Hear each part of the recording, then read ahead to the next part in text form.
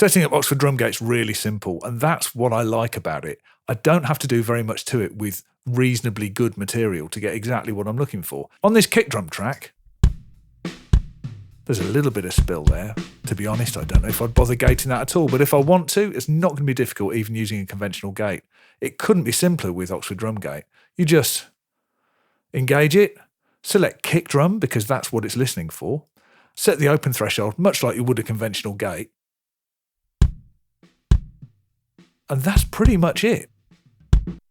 You've got a match transients threshold, which you can tweak if you're getting some false triggers.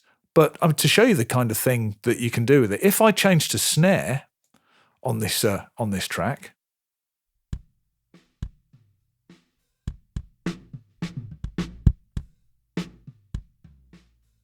and it's gating out the snare, even with the levels of snare to kick being as so far in favour of the kick drum as they are on this well-recorded track. So it really does listen and understand what it's hearing and take it from there.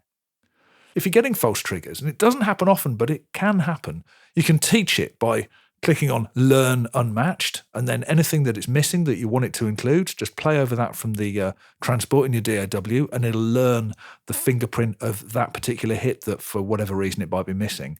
And if it's picking up anything you want to exclude, you can do the converse with Remove Matched. Works really well. There's loads of other stuff that you can do, but jumping onto the other tab in here, the decay is really interesting because you can have different decay times for different levels of hit, and also different decay times across the frequency spectrum. To show you how that works, let's have a look at a tom. This floor tom's got a lovely long decay, and what you can do is you can set a really long decay around the resonance of that particular tom or any other drum, but have a shorter decay time for the rest of the spectrum, like this. And you can see that pitch drop of that nicely tuned tom there. Works brilliantly. Oxford drum gate can capture MIDI, and we'll have a look at that in another video.